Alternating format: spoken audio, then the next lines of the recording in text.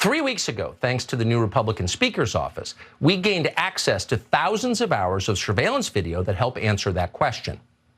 The January 6th committee had access to this very same tape and watched much of it.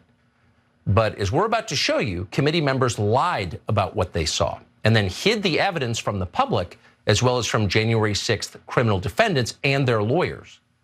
That is unforgivable. Whatever you think of Speaker Kevin McCarthy, he rectified that crime, and we are grateful that he did.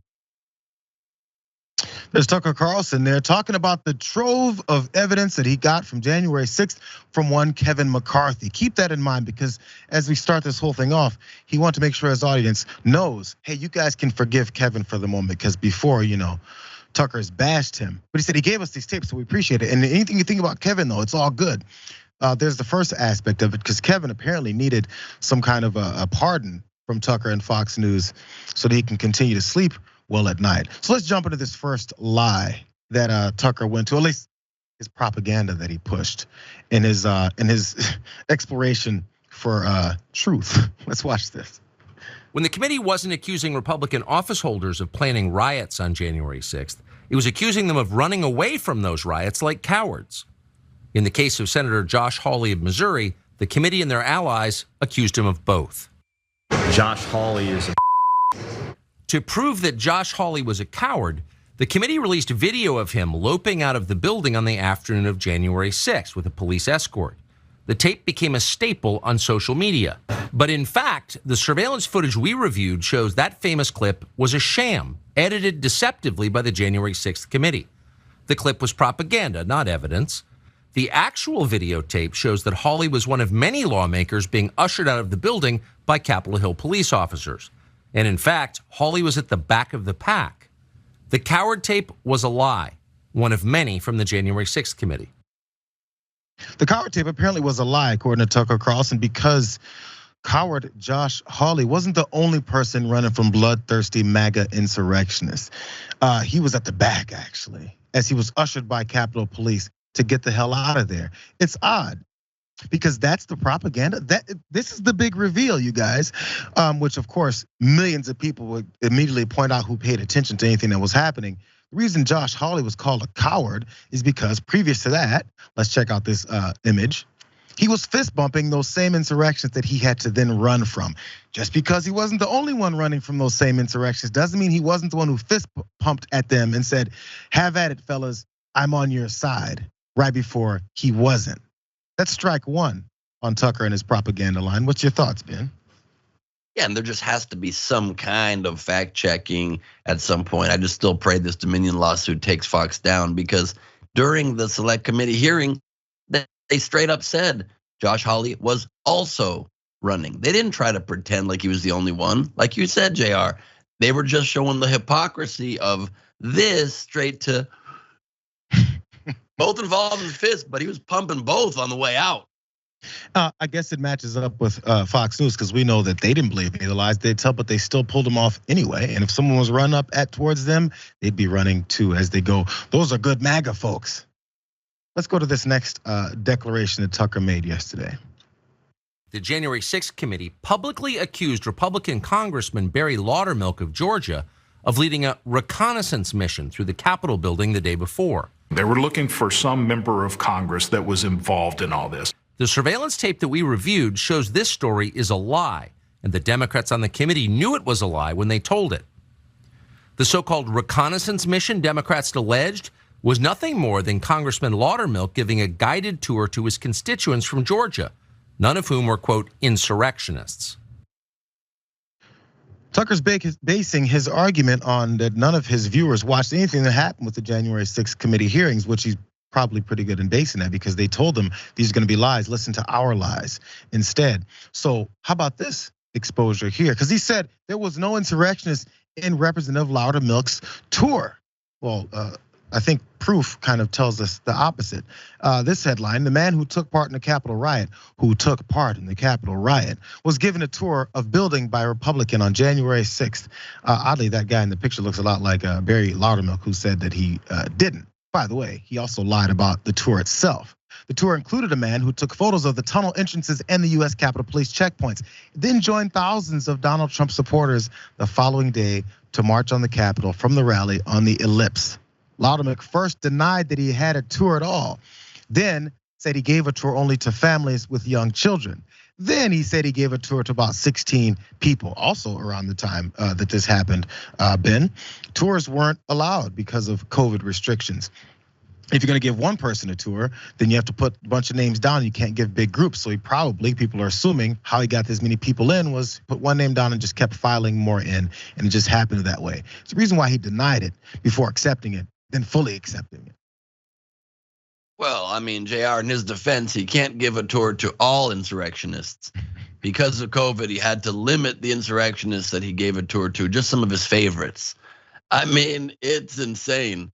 More insane than the name Loudermilk itself is the fact that Tucker Carlson can go on the air and say, in fact, he gave a tour to no insurrectionists, when indeed he did give a tour to people who were there to fight against a fair election. It's wild, and thankfully we can call it out.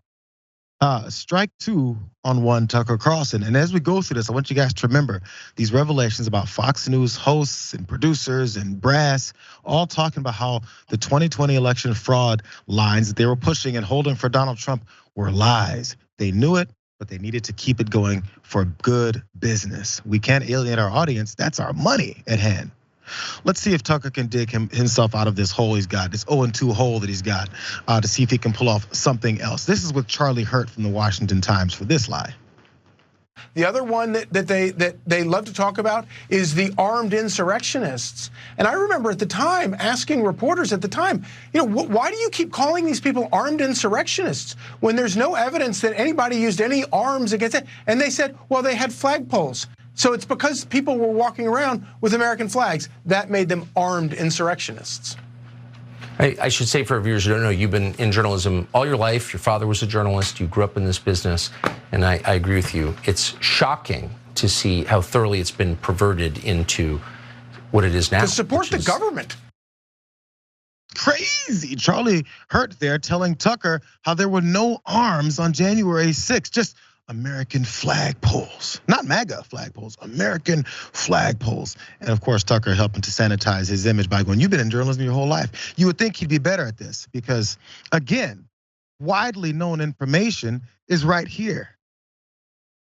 There's an individual who's in a tree. He's gonna be a white male, about 6 feet tall, tin bills, brown cowboy boots. He's got blue jeans and a blue jean jacket, and underneath the blue jean jacket, the complainants both saw stock with AR-15. He's gonna be with a group of individuals, about five to eight other individuals. Two of the individuals in that group at the base of the tree, near the porta potties, were wearing green fatigues, green olive drab style fatigues, about 5'8", 5'9", skinny white males, brown cowboy boots. They had Glock-style pistols in their waistband. 8736 with the message that subject, weapon on his right hip. After that, he's in the tree. Motor 1, make sure PPD knows they have an elevated threat in the tree south side of Constitution Avenue. Look for the Don't Tread on Me flag, American flag face mask, cowboy boots, weapon on the right side hip. I got 3 men walking down the street in fatigue while carrying AR-15. Copy at 14th and Independence. Do those sound like flagpoles to you? I'm sorry, American flagpoles? Or do you think the boys in blue were lying to each other on the radio transmissions during that day as they saw MAGA insurrectionists hanging out in trees for an elevated point of view with their weapons, AR-15s, Glock-style weapons on their hip, all of that. But they will go on television immediately after we've seen all this and say it was all a lie. Strike three, by the way. Yeah, and not just that, obvious evidence of all of those actual firearms that were in and around the area. It does seem like there aren't cases that have yet been proven of actual firearms that breached inside the Capitol building, but that does not mean there were not weapons.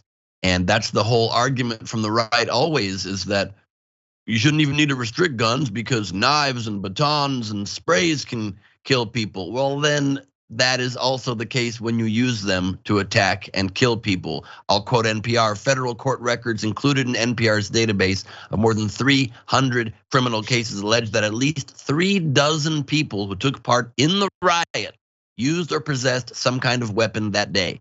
And in fact, JR, they intentionally brought flagpoles as weapons because they knew those would not be searched, those would not be confiscated. You drape it in the American flag they pretend to care about and then use it to beat a police officer with it. Well, that's a weapon, and those weapons led to the death of people that could have been avoided if you believed only in the democracy that they pretend to care about. I have a feeling if a bunch of folks with flagpoles showed up outside of Fox News and demanded Tucker Carlson's ass get handed over to them so they can beat the hell out of him with flagpoles, he might call those weapons. Just saying.